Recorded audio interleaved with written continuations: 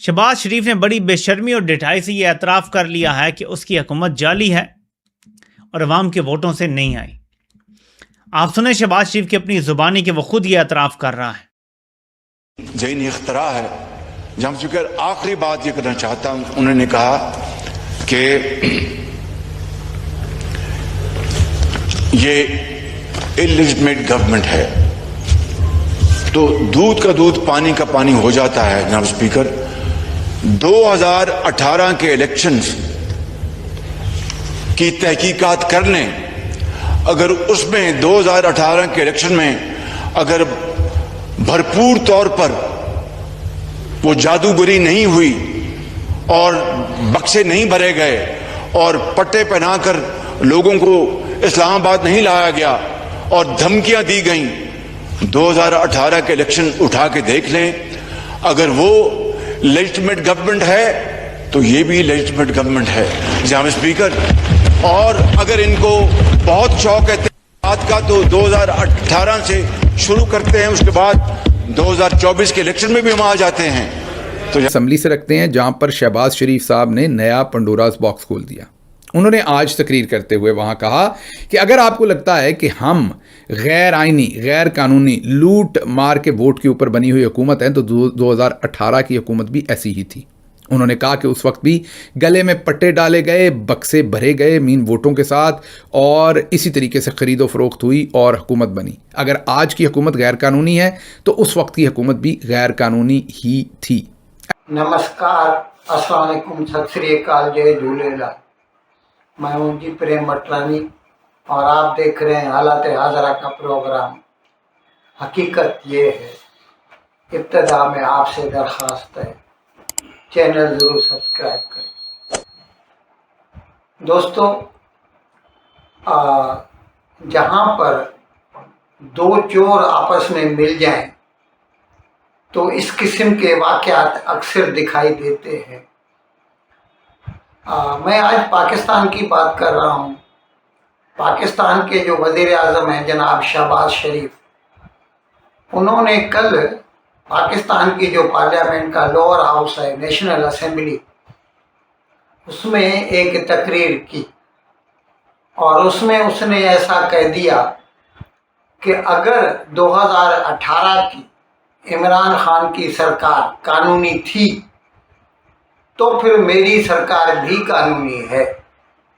اب دیکھیے، یہ لفظوں کا کھیل ہے، تھوڑا غور سے دیکھیں گے تو آپ کو سمجھ میں آئے گا وہ اس میں پھنس گیا ہے۔ پارلیمنٹ کے ممبر محمود خان اچکزئی نے اس کے اوپر الزام لگایا کہ 2025 میں جو فروری میں، یعنی پچھلے سال الیکشن ہوئے تھے پاکستان میں، تو اس میں دھاندلیاں ہوئی تھی اور بے ایمانی سے شہباز شریف کی سرکار بنا دی گئی، یہ جو تازہ سرکار ہے۔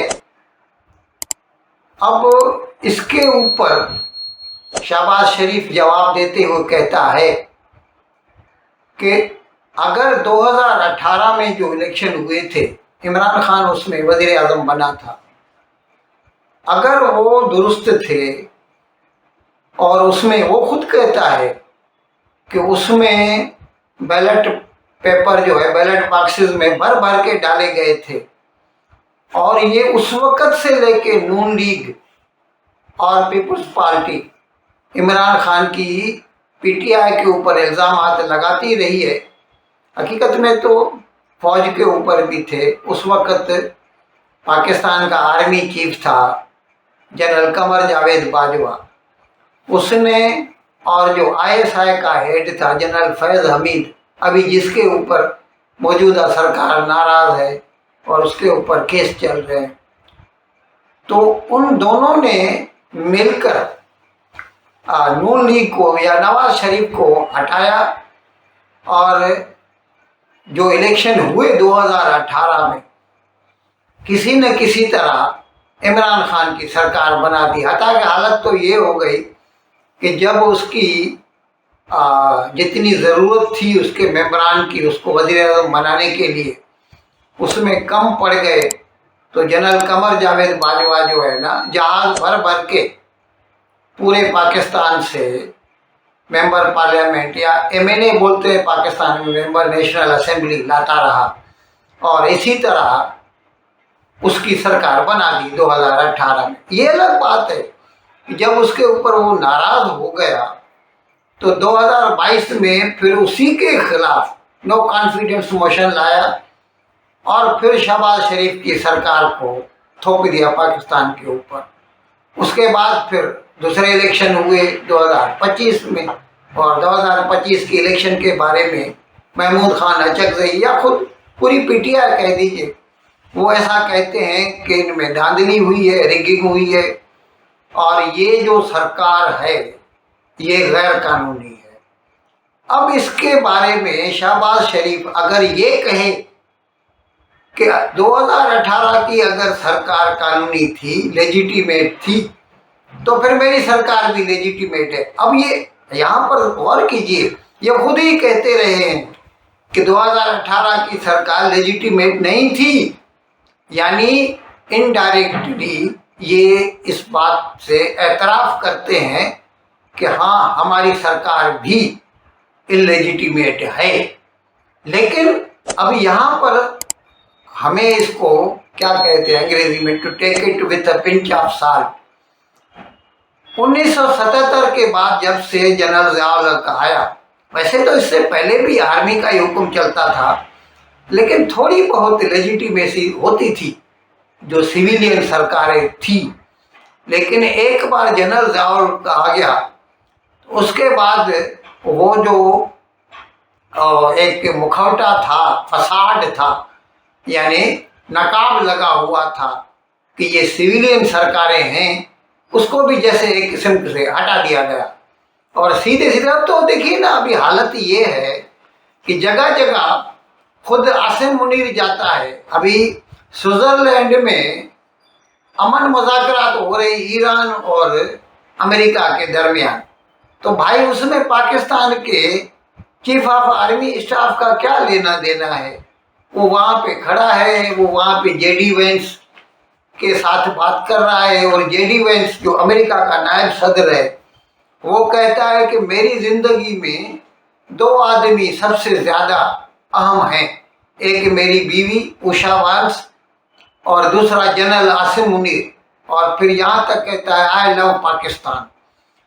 तो ये अमेरिका हमेशा से पाकिस्तान में जो डिक्टेटर्स की सरकारें रही हैं, जो फौजियों की, मिलिट्री वालों की सरकारें रही हैं, उनको सपोर्ट करता आया है। क्या? क्योंकि वो लोग इनकी यूजरी करते रहते हैं। अब यहाँ पर ये शहबाज शरीफ का ये कहना कि अगर 2018 में जो सरकार थी वो कानूनी थी, तो फिर मेरी भी कानूनी है। वैसे इसके बारे में कुछ पाकिस्तानी यूट्यूबर्स हैं, वो क्या कहते हैं आप उनको भी सुन लीजिए और महजूज होइए। उर्दू में इसका मतलब है हैव एंटरटेनमेंट। अगर कहीं कोई जुर्म हो और आप पूछें जी तुमने ये बंदा कत्ल कर दिया, तो वो आगे से कहता है कि वो पिछली गली में भी एक बंदे ने कत्ल कर दिया था, तो अगर उसने कर दिया था तो फिर तो ठीक है, तो अगर उसका नहीं हुआ तो मेरा भी नहीं हुआ। नून लीग का पूरा बयानिया ये है पिछले 8 साल से कि 2018 के इलेक्शन ठीक नहीं थे। अब कहते हैं कि 2018 की अगर ठीक है तो ये भी ठीक है, यानी ये भी ठीक नहीं है। तो उनके बयाने के मुताबिक तो ये झुरलू वाले इलेक्शन थे। अब आते हैं असल चीज़ की तरफ। ये PTI के लिए सुनहरी मौका है। इमरान खान ने तो 2018 में भी कह दिया था कमीशन बना लो, बताओ कौन से हल्के खोलने हैं, तो बाजवे ने नून लीग को कहा था तुसा ठंडे होके बवो, तो उनको बिठा दिया था और PDM बना के बस सिर्फ जुबानी जमा खर्च, लेकिन तहकीकात नहीं करनी।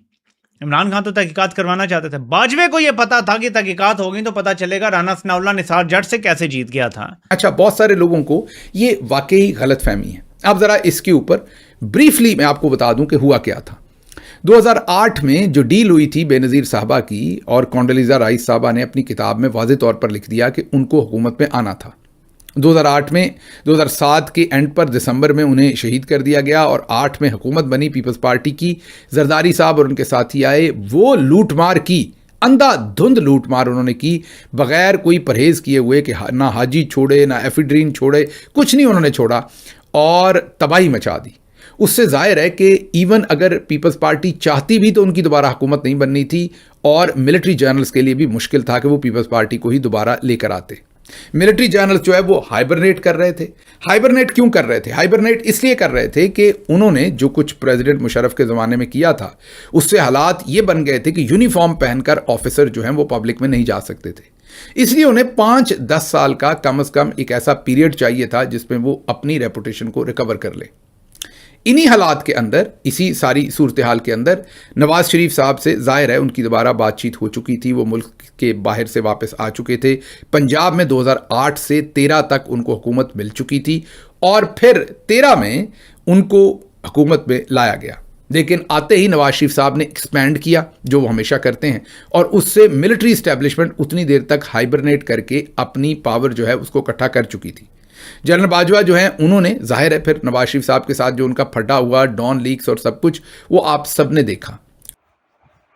इन अल्फाज के साथ आज का प्रोग्राम ख़त्म करने की आपसे इजाज़त चाहता हूँ, लेकिन विदाई लेने से पहले एक मरतबा फिर आपसे मेरी दरख्वास्त है कि जिस किसी साहब या साहिबा ने अब तक हमारे इस चैनल को सब्सक्राइब नहीं किया, अज़राह करम इसको जल्द से जल्द सब्सक्राइब करें, प्रोग्राम को लाइक करें, शेयर करें और घंटी का बटन दबाना ना भूलें। बहुत बहुत शुक्रिया।